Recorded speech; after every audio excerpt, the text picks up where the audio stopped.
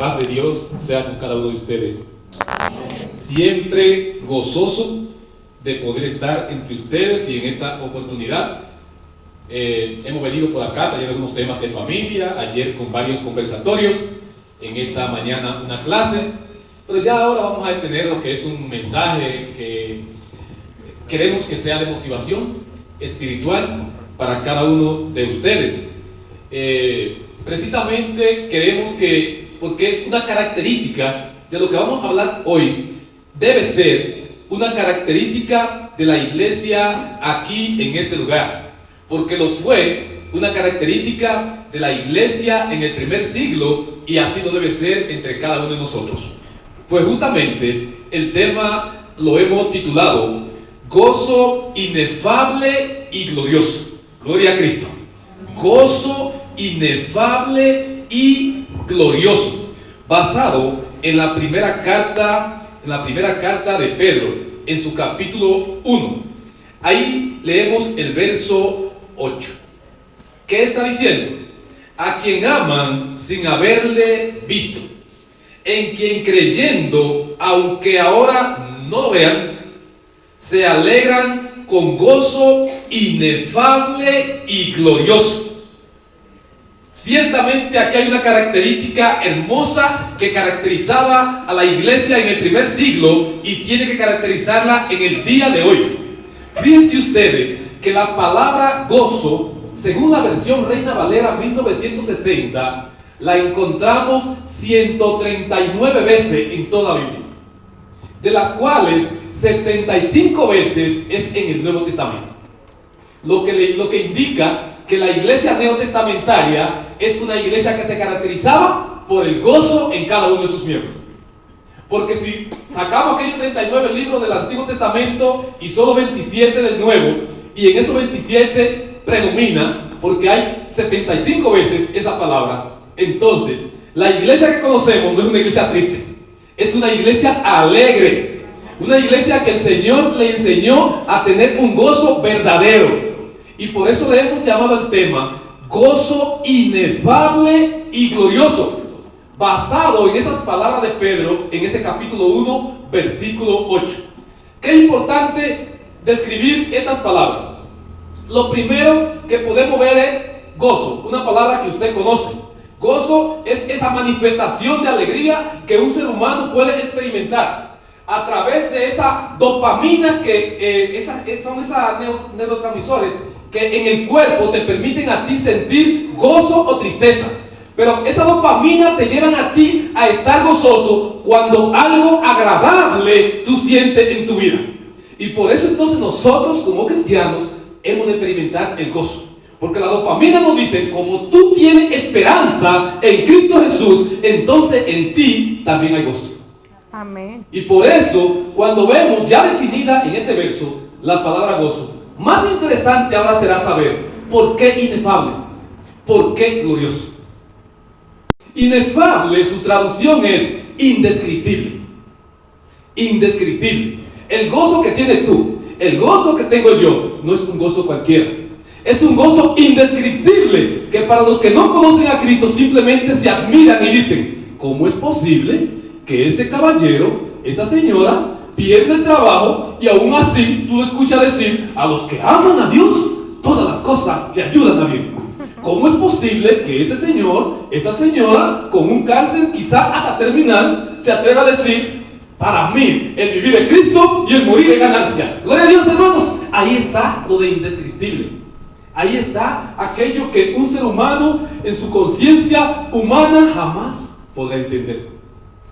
Y entonces también tenemos otra característica más de ese gozo que tú y yo tenemos. Y es que dice ahí que también es glorioso. Es decir, el gozo de los cristianos traspasa la tierra y los cielos mismos. Porque es un gozo que el mismo Dios lo reconoce como verdadero. Y por eso toma característica de glorioso. El gozo de los cristianos. Y usted podrá decir, ¿pero quiénes eran que estaban experimentando en el primer siglo ese gozo? Lo está experimentando una iglesia llena de bonanza, llena de riqueza, con una tranquilidad y una paz inmensa? No, Señor. Quienes están experimentando ese gozo, según el contexto que tenemos de Primera de Pedro, capítulo 1, versículo 1, dice que son los expatriados de la dispersión del Ponto, Galacia, Capadocia, Asia y Bitinia. Son aquellos que salieron de Venezuela huyendo de una situación difícil, pero donde iban, República Dominicana, Colombia, Ecuador, y donde quiera que iban, manifestaban el gozo de Jesucristo aún en la dificultad de su país. Eran aquellos expatriados que salen de esos lugares que dice aquí, el Ponto, Galacia, Capadocia, Asia, Bitinia. No eran personas que estaban disfrutando de una paz y de una tranquilidad. Eran gente expatriado. A eso que se dice aquí, que a quien aman sin haberle visto, eran esas personas que estaban padeciendo ¿qué? Persecución. Entonces, ¿es posible tener un gozo con esa característica? Aun cuando tú estás siendo perseguido, aun cuando hay una crisis inmensa en tu país. Sí lo es, gloria a Dios, hermanos, sí lo es. Y es precisamente cuando se es cristiano. Cuando se es cristiano podemos experimentar ese gozo inefable y glorioso. Ahí tengo una gráfica donde muestro un libro que es escrita por una, en este caso, por una dominicana que lleva por nombre Elena. Y ella escribe un libro llamado Risas y Lágrimas. Desde luego ese libro que ella escribe está basado en unas batallas. Y lo que ella está tratando de escribir es cómo aquellos soldados tenían momentos de doble ánimo o de doble reacción emotiva, risas y lágrimas, entre batallas y victorias. Nosotros tenemos y cantamos un canto que dice entre el gozo y el dolor. Me imagino que lo conocen, porque aun cuando en el cristianos estamos pasando o pudiéramos estar pasando por diversas pruebas, pues esas pruebas no se llevan lo que es verdadero, el gozo que hay en cada uno de nosotros. Y precisamente la siguiente gráfica que estoy mostrando ahí es donde Pablo hace una invitación y dice: estar siempre gozoso, orar sin cesar, dar gracia en todo. Eso es Primera a Tesalonicenses 5, 16 al 18. Es decir, en el cristiano hay una invitación a estar siempre gozoso sin importar cuál sea la situación. Los cristianos entonces tienen una característica, entre las muchas que tienen, una de ellas es un ser gozoso.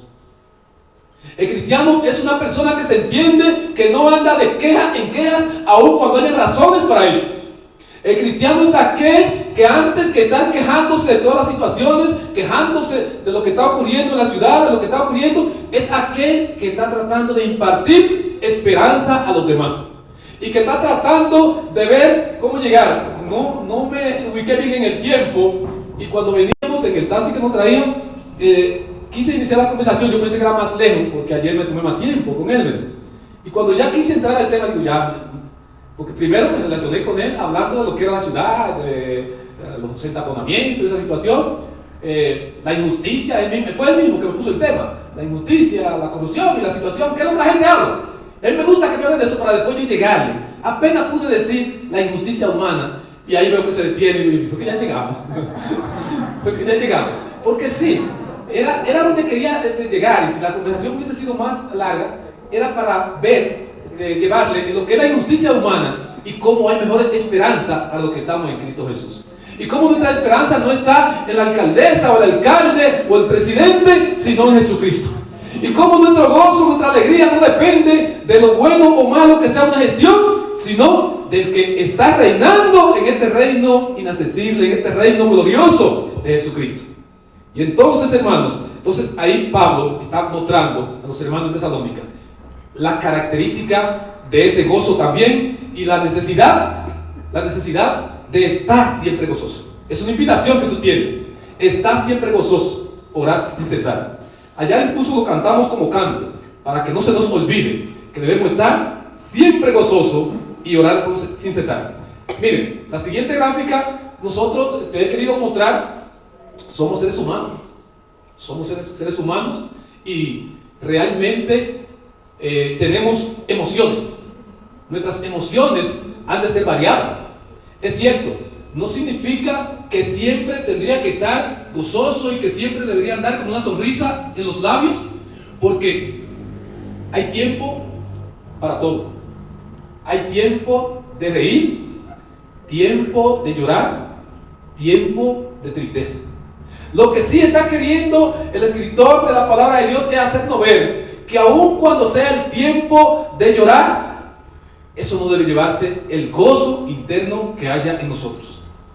Dice aquí que no olviden la razón de nuestro gozo, la de primera de Pedro 1, 5 al 9, que ya le decía, que está basado más en la esperanza que en la situación momentánea que podamos estar viviendo.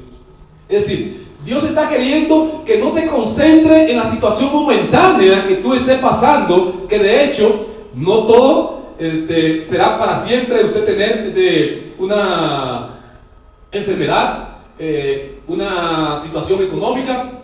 Las situaciones van variando en nuestras vidas. Y esa situación del momento, tú tienes que saber enfrentarla con mucha valentía, con mucha fe y sobre todo cargado de esperanza. Es por ello que cuando leemos en Romanos capítulo 12, versículo 15 y la primera a Tesalonicenses 4:13, nos están animando a que sea un gozo verdadero. Y un gozo que quizás usted podrá decir, pero hermano, ¿de qué gozo usted se está refiriendo? ¿A qué se refiere? ¿Cuál es la motivación del gozo? La motivación del gozo de los cristianos está en el Espíritu Santo, hermanos. En el Espíritu Santo, como dice la Biblia en Romanos, en el capítulo 14, nosotros encontramos, porque alguien podrá decir, el versículo 17, alguien podrá decir, pero ¿en qué está tu gozo? Miren, el reino de Dios no es comida ni bebida, sino justicia, paz y gozo en el Espíritu Santo. Que se entienda esto, paz y gozo en el Espíritu Santo. No es que somos como algunos grupos por ahí avivados y que de pronto dan unos saltos y hacen situaciones y dicen que el Espíritu Santo ha llegado a ellos. En nosotros mora el Espíritu Santo siempre, gloria al Señor. Y si el Espíritu Santo mora en nosotros siempre, tiene que dar muestra y experimento de gozo, sin importar cuál sea la situación, porque Él es el motivador, es el causante de que en ti y en mí haya precisamente ese tipo de gozo. Es importante y necesario entonces que la iglesia entienda que no estamos para levantar una ciudad y un muro de lamento. Muy por el contrario, somos aquellos que estamos para llevar esperanza a aquellos que están caídos, a aquellos que ven su esperanza simplemente en el hombre, y nosotros entonces hacerle ver que la esperanza verdadera radica en nuestro Señor Jesucristo, en Dios. Entonces, hermanos, la siguiente gráfica también quisiera mostrar justamente en lo que he venido diciendo a lo largo de este sermón, que es en qué radica nuestro gozo. ¿Por qué yo me levanto en la mañana lleno de gozo? ¿Por qué la mañana para mí es decir, un nuevo día es una nueva oportunidad que Dios me da? Y si es que voy al trabajo o vengo a la oración, debe ser con una vida llena de gozo por lo que encontramos aquí. Sufrido en la tribulación, constante en oración. Gloria a Cristo. Romanos capítulo 12, versículo 12 nos está diciendo que nosotros sufrimos la tribulación, ¿pero qué? Constante en la oración. Constante en la oración. Y es por eso que nosotros, entonces, el gozo nunca se apaga. El gozo no se va a apagar aún en medio de las pruebas. ¿Por qué? Porque cuando tenemos una necesidad, cuando se está apagando el gozo, cuando se está yendo de nosotros la esperanza, vamos al Padre en oración. Y usted conoce lo que significa la palabra constante, ¿verdad que sí? Hay una cosa que es variable, que es lo contrario a constante, ¿verdad que sí? Variable es algo que varía. Constante es algo que se mantiene. Entonces, ¿el gozo debe ser variable o constante? Constante es el gozo, constante la oración. Entonces, nosotros los cristianos como dice la Biblia en 2 de Corintios 6:10, como entristecido, mas siempre gozoso. ¿Cómo se entiende esto? Que como entristecido, mas siempre gozoso. Por lo que le comenté. Porque las emociones, esas sí son variables. Las emociones, esas sí son variables. Porque van a variar de acuerdo a las situaciones que se puedan estar experimentando en nosotros. Si a ti se te muere un familiar, ¿qué hay en ti? Tristeza. Tristeza. Y muy especialmente cuando ese familiar es un cristiano, como quiera, va a haber tristeza. Pero el Señor nos está diciendo en la primera Tesalonicenses que ya cité, 4:13, no se entristezcan como aquellos que no tienen esperanza. Entonces nos hace ver que esa tristeza solamente debe ser porque he perdido a un ser querido al cual ya no le tendré a mi lado, físicamente hablando. Pero también detrás de todo ello debe estar lo que es el gozo de saber que ha pasado mejor vida, de saber que ha ganado la batalla. Y es por ello que como entristecido, mas siempre gozoso. Ese señor y esa señora que están allá en aquel lugar de la funeraria, ¿lo ve triste? ¿Lo ve con lágrimas en sus ojos? Pero están gozosos en el espíritu. Están gozosos en el espíritu porque saben que a esa persona que murió, en el caso de ser cristiano, pues le están despidiendo con poder y gloria, pero en ello hay una esperanza de volverle a ver. En ello hay una esperanza gloriosa y precisamente es lo que encontramos ahí. Miren que en la siguiente gráfica hay un llamado que es el que Pedro le está haciendo, Santiago también especialmente. Santiago dice en su capítulo 1 verso 2 que cuando se hallen en diversas pruebas, tengan por sumo gozo. Oiga esto, oiga la motivación que nos da Santiago. Tengan por sumo gozo cuando se hallen en diversas pruebas. ¿Cómo se ponen ustedes, hermanos, cuando están siendo probados? ¿Cabizbajos? ¿Tristes? ¿Enojados? Yo no sé cómo se pone. El Señor quiere que tengan por sumo gozo cuando se hallen en diversas pruebas, porque al final esas pruebas lo que van a redundar es exactamente para bien. Y es lo que está diciendo Romanos en su capítulo 8 versículo 28. A los que aman a Dios, todas las cosas le ayudan a bien. Es uno de los textos más importantes para fortalecernos como cristianos. Un texto que es muy importante y poderoso, pero yo he notado que es más poderoso cuando se lo citamos a otro. Me he dado cuenta que pierde fuerza cuando soy yo el que estoy pasando la prueba. Es muy fácil decir al hermano Steven, no se preocupe que usted haya perdido el empleo, porque a los que aman a Dios todas las cosas le ayudan a bien. Pero cuando fue Roberto Almonte que perdió el empleo, Roberto Almonte, ese soy yo. No te preocupes, porque a los que aman a Dios todas las cosas le ayudan a bien. He notado que ese verso es más poderoso cuando se lo citamos a otra persona. Y les invito, y espero que así sea para mí y para usted, que ese verso lo podamos aplicar para nosotros mismos.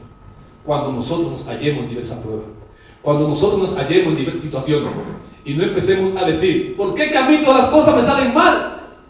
¿Por qué es que lo que está ocurriendo, que yo no entiendo que soy el único hermano que tiene tanta prueba en la congregación de los ángeles? No. Como dice Pedro también. Recuerden que cada uno debemos ser probados como el oro, ¿verdad que sí? Y esas pruebas van pasando de un lugar a otro.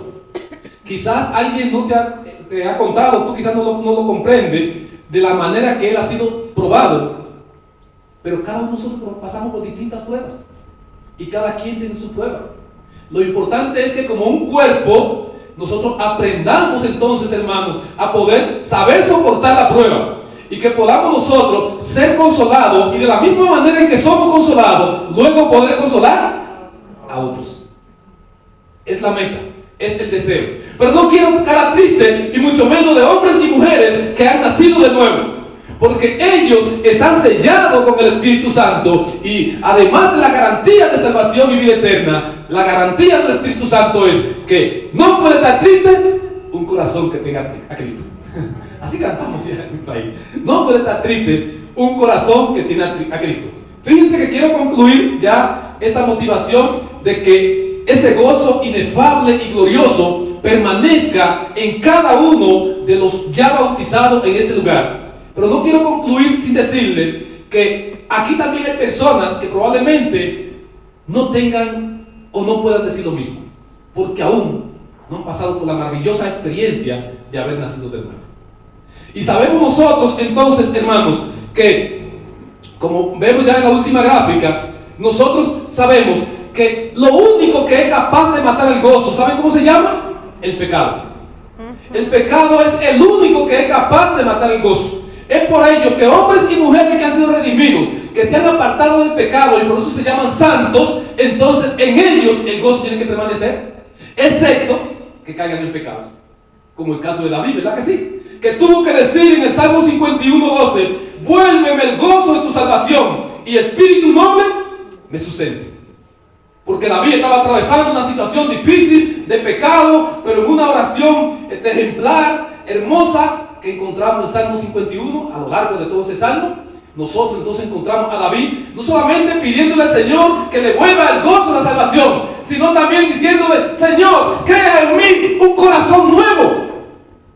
Y tú, que nos visitas, y tú que todavía no eres miembro del cuerpo de Cristo, ¿quiere que el Señor cree en ti un corazón nuevo y espíritu noble te sustente? He aquí, el Señor está a la puerta. He aquí, el Señor te está diciendo, vengan a mí así como están trabajados y cargados, que yo lo haré descansar. Tomen mi yugo, porque mi yugo es fácil y ligera mi carga. Está el Señor llamándote y diciendo, yo quiero llenarte de gozo, y conforme a Gálatas 5:22, quiero decirte que el fruto del Espíritu es amor, gozo, paz, y por ahí sigue una línea más. Pero fíjense en este verso, ¿qué lugar ocupa el gozo? El segundo lugar, después del amor. El amor es algo grande, el gozo también lo es. En este lugar, como fruto del Espíritu Santo, está ocupando el segundo lugar. El segundo lugar, second place, el segundo lugar en tu vida. ¿Qué te parece? Entonces, es necesario nacer de nuevo. Es importante para ti que nos visita que pueda nacer de nuevo, para que pueda conquistar el gozo y el Señor Jesús te vaya a decir, este gozo es un gozo que yo doy, no como el mundo lo da, porque el gozo que el mundo te da termina al otro día después de tú haber hecho uso de esa sustancia alucinógena o lo que hayas tomado, porque ese es un gozo temporal. El gozo eterno está aquí en los hijos de Dios. El gozo para el cual solo necesita que el Espíritu Santo te sustente. Y por tanto, ya esa cita previa que le di, de que el reino de Dios es justicia, paz y gozo en el Espíritu Santo, Romanos 14:17, el llamado entonces se encuentra en Hechos capítulo 2, verso 38. Arrepiéntete y bautízate para perdón de los pecados y recibiréis el don del Espíritu Santo. Y ese gran don de tener el Espíritu Santo viene cargado con un fruto que tiene innumerables bendiciones. Innumerables bendiciones. De modo tal que este mensaje está llamado en esta oportunidad para animar a los ya miembros a que continúen hacia adelante, y el que puso su mano en el arado, que jamás vuelva atrás. Me alegra que he pasado por aquí hace un tiempo, antes de pandemia, y estoy mirando rostros de hombres y mujeres que lo vi en este lugar. Los felicito porque están firmes en Jesucristo, gloria a Dios. Pero también me alegra ver personas nuevas en este camino. También me alegra ver personas que están visitando la iglesia con el ánimo de quedarse aquí, de ser miembro y contar también con esa esperanza. ¡Qué bueno! Que Dios lo bendiga y pongan ustedes siempre ese ánimo. Que Dios lo bendiga y le mantenga siempre gozoso. Que Dios lo bendiga y lo haga ser instrumento de bendición y no de maldición. Instrumento de paz y no de odio. Instrumento que va a llevar consuelo a la persona y no desesperanza. Personas que son bienvenidos porque no vienen a quitarme el ánimo, sino porque vinieron a animarme y a darme gozo en el Espíritu Santo. Que sean eso cada uno de ustedes. Y que en cada momento, mis hermanos, podamos reconocer que los cristianos estamos llamados a vivir una vida llena de gozo. Pero gozo en el Espíritu Santo. De modo pues, que muchas gracias por el tiempo que nos han dispensado. No sé si en todo modo, esto es un poquito que soy dominicano, esa es mi característica. Pero de todo modo, el propósito es sano, es animarle en el amor de Jesucristo. Dios lo bendiga, un abrazo.